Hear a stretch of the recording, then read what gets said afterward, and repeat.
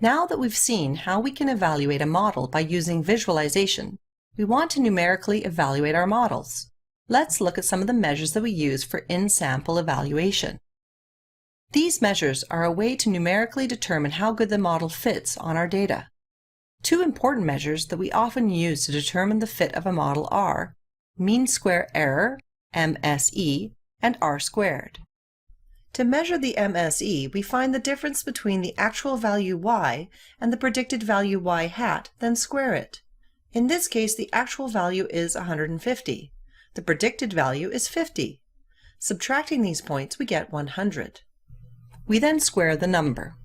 We then take the mean or average of all the errors by adding them all together and dividing by the number of samples.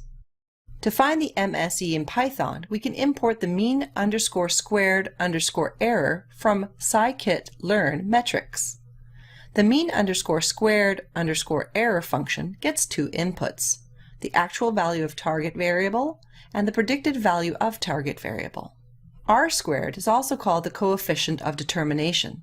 It's a measure to determine how close the data is to the fitted regression line. So how close is our actual data to our estimated model? Think about it as comparing a regression model to a simple model, i.e. the mean of the data points. If the variable x is a good predictor, our model should perform much better than just the mean. In this example, the average of the data points y bar is 6. Coefficient of determination, R-squared, is 1 minus the ratio of the MSE of the regression lined divided by the MSE of the average of the data points. For the most part, it takes values between 0 and 1. Let's look at a case where the line provides a relatively good fit. The blue line represents the regression line. The blue squares represent the MSE of the regression line. The red line represents the average value of the data points. The red squares represent the MSE of the red line. We see the area of the blue squares is much smaller than the area of the red squares. In this case, because the line is a good fit, the mean squared error is small, therefore the numerator is small. The mean squared error of the line is relatively large, as such the numerator is large.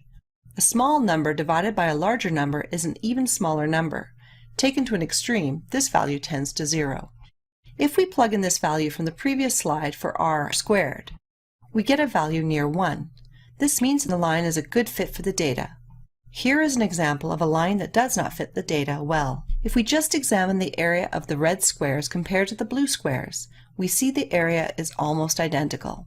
The ratio of the areas is close to 1. In this case, the R-squared is near 0. This line performs about the same as just using the average of the data points. Therefore, this line did not perform well.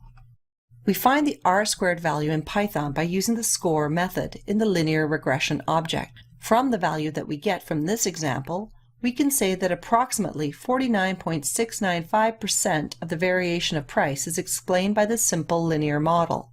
Your R-squared value is usually between 0 and 1. If your R-squared is negative, it could be due to overfitting that we will discuss in the next module.